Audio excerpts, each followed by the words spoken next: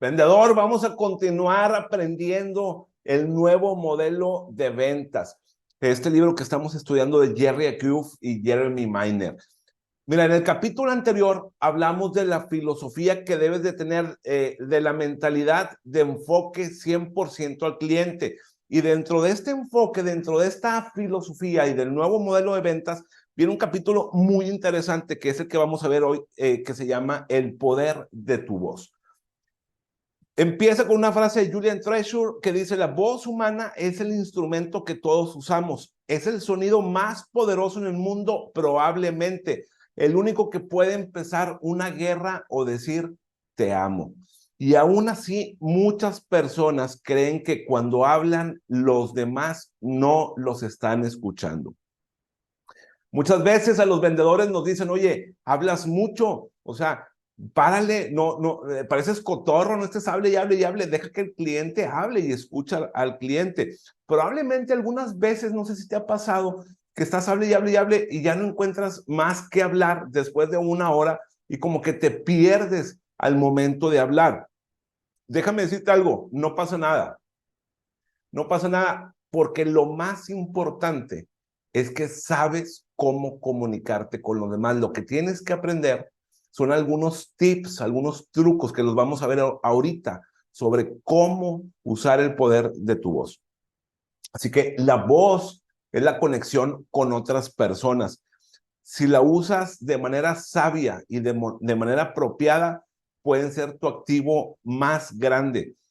Si no sabes cómo usarla, incluso puedes alejar a las personas de ti. Así que la pregunta es: ¿cómo le saco el máximo provecho a mi voz? Bueno, pues aquí vienen algunos tips, trucos y sugerencias para eso.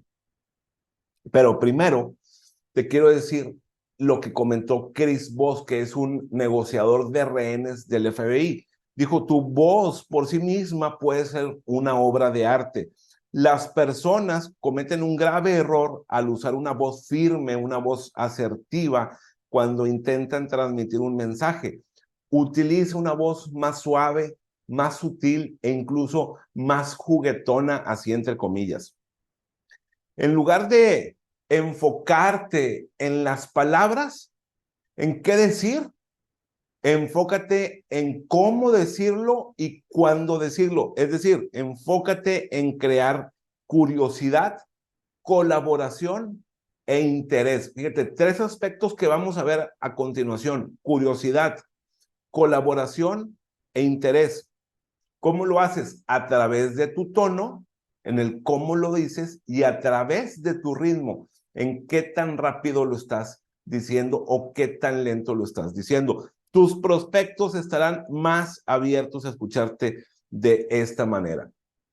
Si tú hablas mucho, seguido, sin pausas, así como estás como cotorro, y haces muchos comentarios, digamos, que no tienen sentido, que estás usando muchos modismos, que estás rellenando tus comentarios, pues tu mensaje muchas veces puede ser como confuso, como, ¿qué me está tratando de decir? O sea, de repente me dice de su producto, de su servicio, de su empresa, y luego de repente mete otro comentario y un chiste y una historia y una anécdota y nada que ver. O sea, a mí me ha tocado estar con vendedores que están platicando y luego dicen: ah, y como aquella historia, como aquel chiste, compadre, déjame te cuento, ¿te acuerdas del viejito aquel de Pepito y de esto? Y dices: oye, pero si estamos hablando de un producto, un servicio, ¿por qué cuentas una historia? Como que los vendedores, para salir del nerviosismo y darle vuelta, utilizan algunos chistecillos, ¿no? Entonces, baja el ritmo de tu plática, inhala de repente, toma aire y haz pausas. Es muy bueno hacer pausas, son un elemento clave, característico de la persuasión. Mark Twain dice: las palabras pueden ser efectivas, pero ninguna es tan efectiva como el uso correcto de los tiempos pausados. Algunos modismos que tú puedes usar para escuchar al cliente. O sea, esto póntelo en la cabeza, guárdalo muy bien, porque cuando tú estés escuchando y quieras hablar, en lugar de hablar, usa estos modismos. Si tú estás escuchando al cliente, puedes asentir con la cabeza y decirle, claro, ¿es correcto eso, Juan? Oye, Juan, cuéntame más, platícame más de eso, por favor. Ah, ok, ajá. Ah, ya veo, Juan. Mm, ¿En serio, Juan? ¿A poco sí, Juan? Anota estos modismos. Cuando quieras hablar, en lugar de hablar, utiliza estos modismos que le van a dar pausas a tu conversación. Y el lenguaje corporal también juega un papel muy importante. Pon atención a tu postura, cómo estás sentado, cómo estás parado, cómo tienes tus brazos, tus manos, tus piernas, que están expresando el dorso de tu cuerpo, la espalda, digamos, si estás hacia adelante muy inclinado, hacia atrás muy inclinado, cómo te estás parando. Ayuda también mucho tus expresiones faciales, cómo asientes con la cabeza o cómo niegas con la cabeza o hacia dónde pones tu mirada. Es muy importante que tú siempre que uses estos modismos asientas con la cabeza y digas, sí, sí, correcto, Juan, es cierto. Esto ayuda mucho también cuando hagas llamadas en frío o llamadas, digamos, por Zoom, ¿no? Por videoconferencia. Ahora, el tema de la mentalidad, perdón, de la tonalidad. Cuando hay mucho positivismo en el ambiente que tú estás creando alrededor de las personas son más propensas a pensar o a tener pensamientos de manera fluidos, o sea, pensar más rápido. Las personas son más ágiles, están más abiertas a trabajar contigo y a resolver los problemas. Por eso, relaja tu voz, pero tampoco intentes ser un maestro de yoga, así como, Juan, toma las cosas con calma, Juan. Respira profunda e inhala profundamente. Cuenta hasta el número 10. No trates de ser un maestro de yoga, simplemente baja el tono de tu voz a un tono más sutil, más suave, más agradable, en el que las personas se sientan cómodas.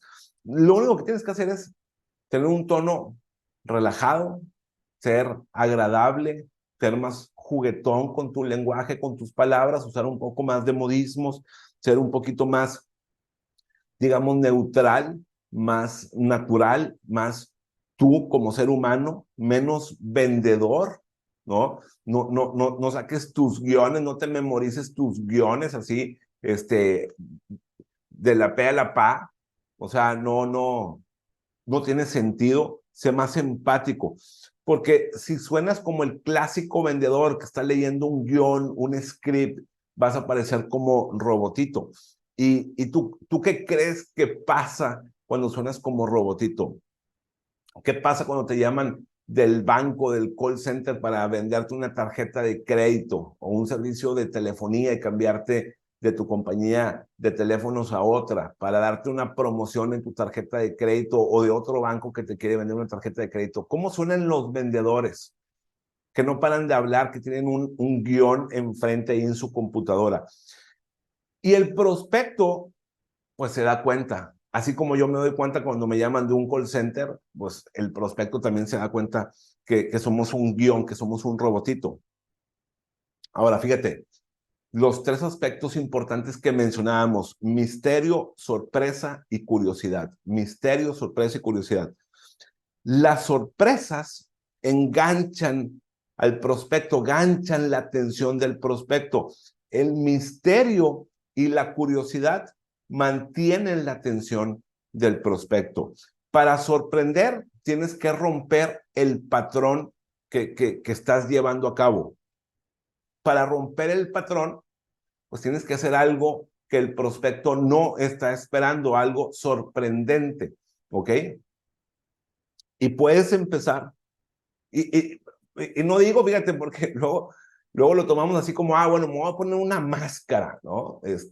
Una vez yo tuve un cliente que a su vez era vendedor.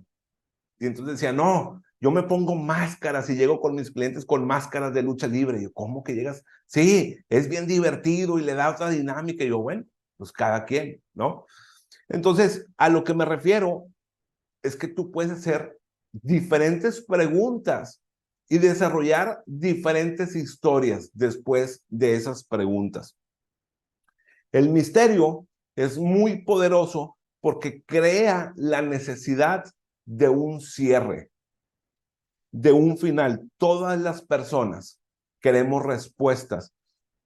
Y luego viene la curiosidad. La curiosidad es insaciable porque así somos los seres humanos.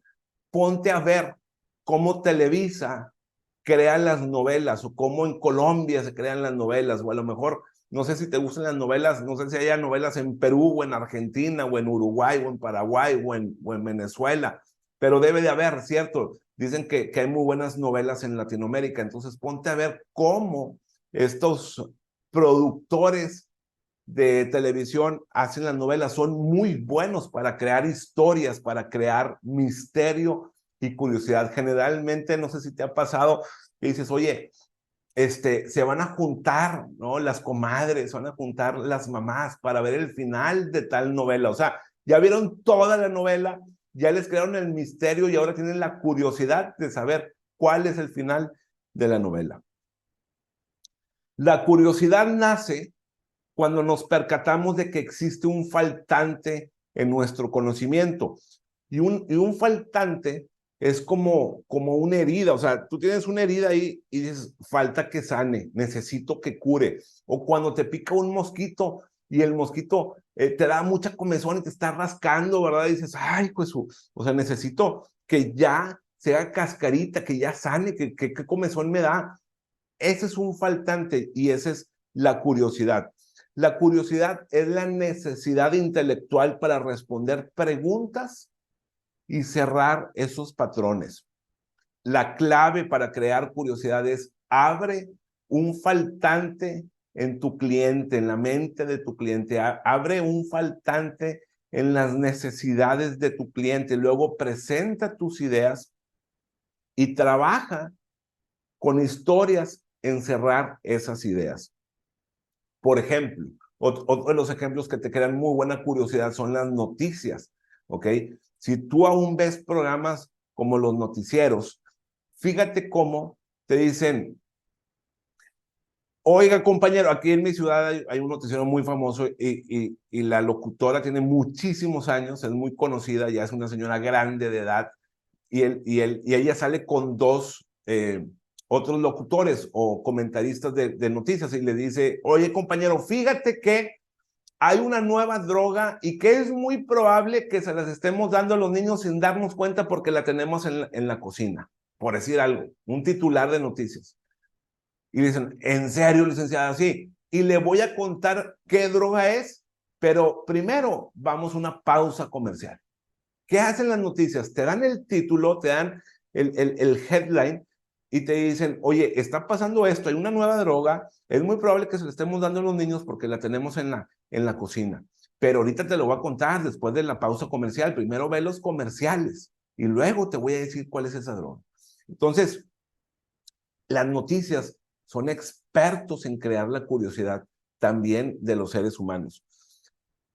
Tu historia tiene 4 elementos, ¿ok?